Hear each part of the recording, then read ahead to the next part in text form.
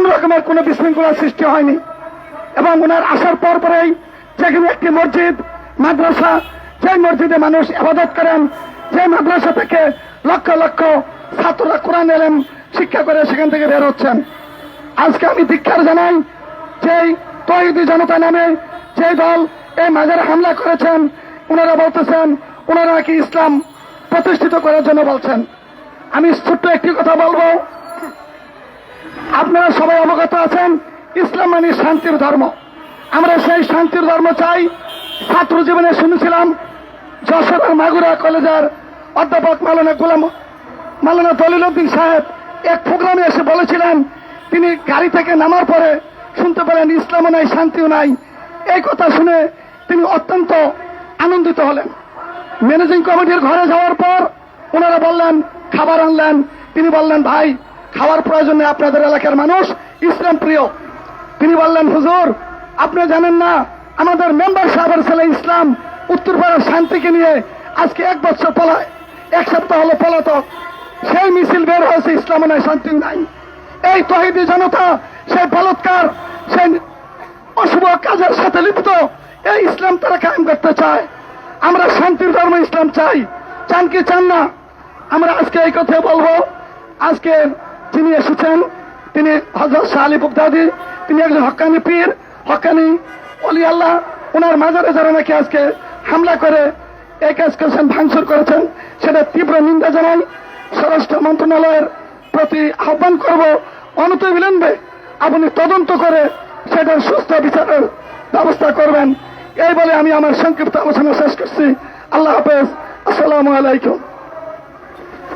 সুপ্রিয় উপস্থিতি, ইতিমধ্যে আমাদের মাঝে উপস্থিত হয়েছেন আজকের এই প্রতিবাদ সমাবেশের সম্মানিত প্রধান অতিথি বাংলাদেশ ইসলামী ফ্রন্টের মান্যবর মহাসচিব জননেতা অধ্যক্ষ সোম আব্দুল সামাদ মহোদয়। জননেতা অধ্যক্ষ সোম আব্দুল সামাদ মহোদয়। নারে তাকবীর, নারে রিসালাত, মাজার পে হামলা সইবে না বাংলা, মাজারেতে হামলা। সুপ্রিয় উপস্থিতি, এখন আপনাদের সম্মুখে বক্তব্য নিয়ে আসছেন বাংলাদেশ ইসলামী ফ্রন্ট ঢাকা মহানগরীর সংগ্রামী সাধারণ সম্পাদক জননেতা কাজী মোহাম্মদ জসিমউদ্দিন নূরী।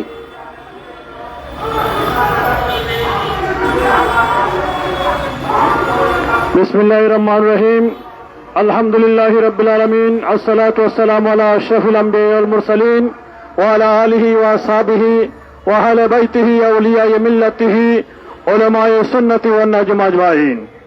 প্রিয় সাথী বন্ধুরা, আজ আপনারা অবগত আছেন এই ঢাকা রাজধানীর অন্যতম আল্লাহর ওলি সুলতানুল আউলিয়া হযরত শাহ আলী বাগদাদী রাহমাতুল্লাহ আলাইহির মাজারে পাকে হামলার প্রতিবাদে আমরা এই বিক্ষোভ সমাবেশ ডেকেছি।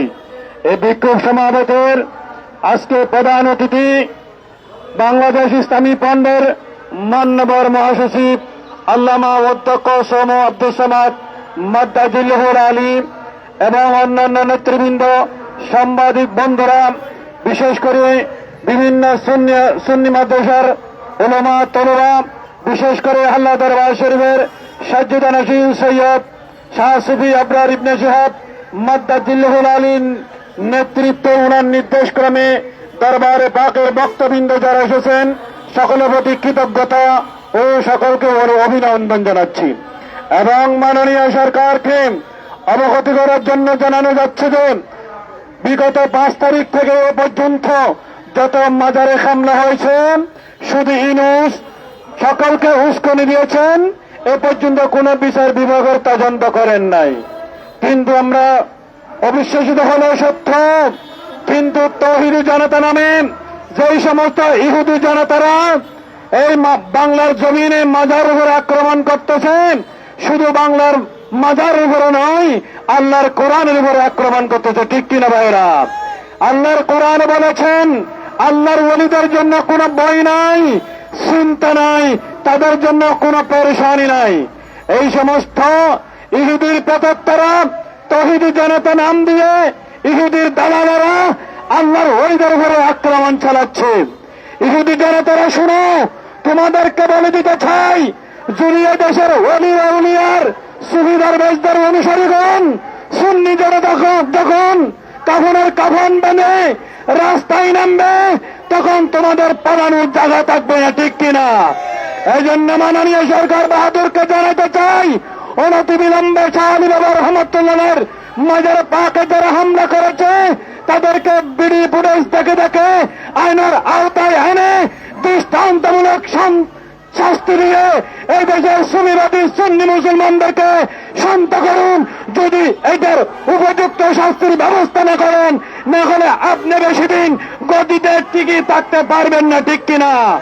এই জন্য আমি আশা করি আপনি শাহজালালের ভক্ত, আপনার মা বাবা সকলে শাহজালালের ভক্ত, আল্লাহর ওলিদের ভক্ত, অনতিবিলম্বে দৃষ্টান্তমূলক এক কাবেরী হুদু নাসরার বাচ্চাদের উপযুক্ত শাস্তি দিয়ে এই দেশের সুন্নি মুসলমানদেরকে শান্ত করার জন্য উদাত্ত আহ্বান রেখেছি, এবং যতক্ষণ পর্যন্ত দৃষ্টান্তমূলক শাস্তি আমরা চোখে দেখব না